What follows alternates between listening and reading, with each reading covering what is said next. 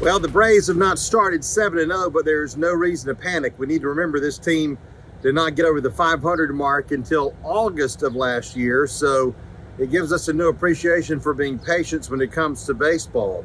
Braves will head out west for a big-time series against the Padres that starts on Thursday, and then the Dodgers next Monday, Tuesday, and Wednesday. And, of course, that will mean that we'll see Freddie Freeman up close and personal in a Dodgers uniform. It should be a very interesting situation with the Braves facing their former first baseman. So far, the pitching has been so-so and the hitting so-so. Of course, they had the big offensive explosion on Tuesday night and then could not buy a hit on Wednesday. So normal early season troubles for the Atlanta Braves. We do need to remember that this team only had 3.5 weeks of spring training like everybody else, and so we may see a lot of sluggish baseball early on in the month of April from not only the Braves, but from all the other teams. Meanwhile, the NBA playoffs are going on now. The play-in tournament, the Atlanta Hawks will play on Wednesday night at home against the Charlotte Hornets. The Hawks must win that game on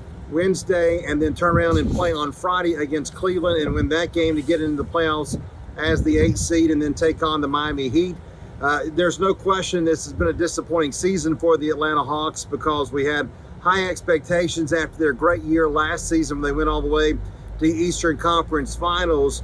Unfortunately, COVID had a big part in this season and the disappointment for the Hawks because there was a 9-game stretch in December where they went 2-7, and in some of those games they had only 1 or 2 regular members of the team.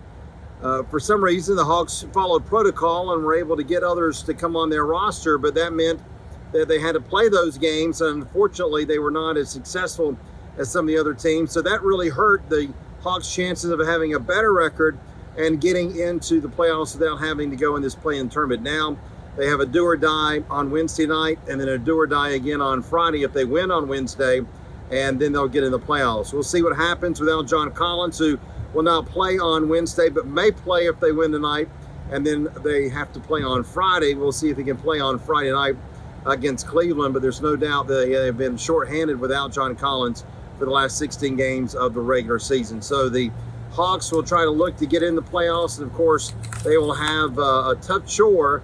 They will be at home where they have played very well for the last couple of months of the regular season, and we'll see what happens with them and see if the Braves can get on the road and get things going, especially since they, look what I'm sorry, I didn't mean to show that off. It's a replica, but pretty cool, isn't it? We'll see if they can get on the road to get the season going and get another one of these rings in 2022.